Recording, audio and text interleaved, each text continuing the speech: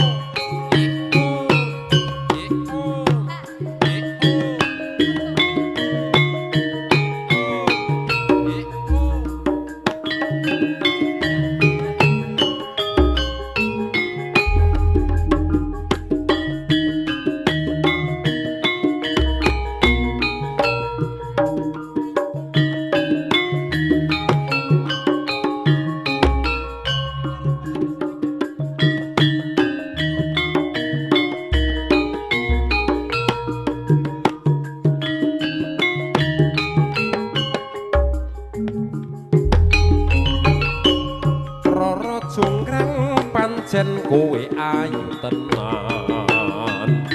ora mokal yen aku nandang kasmaran waspadakno prajuritmu kalah perang mula kowe dadi wanita boyongan kowe aja malungguh barang iki kanggo durung rampung mila pati kang Mas Prabu Pancana kang wis sedo labuh ing Wanasegara tobat kowe wanita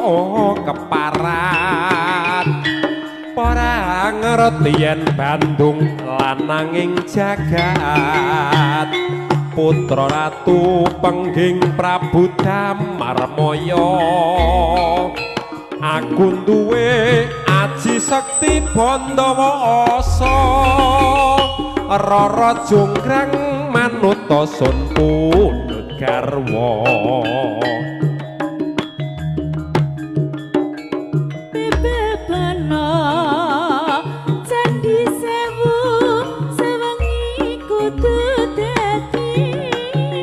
iya Jonggrang panyuwunmu tak turuti tobat-tobat kowe wanita keparat ora ngerti yen Bandung lananging jagat putra ratu pengging Prabu Damarmaya aku duwe aji sekti Bandawa asa Rara Jonggrang manuta sun pundhut garwa aku terbebana Candhi Sewu sewengi kudu dadi iya Jonggrang panyuwunmu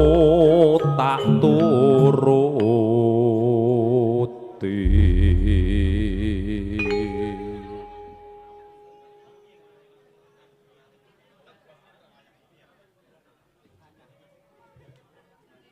non nggih oke matur gunging panuwun nggih kasuwun pinarak ning lek ora kersa ya pripun nggih matur nuwun nggih kadang-kadang saking paguyuban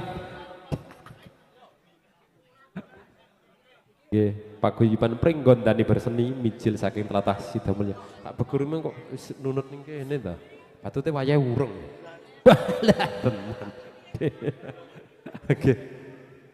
nggih Yanda, guys, tak langsungipun kasuwun samapta keluarga saking undangan umum, nggih, kaseling setunggal ajon saking undangan umum, nggih. Sepisan malih katur dhumateng para kadang saking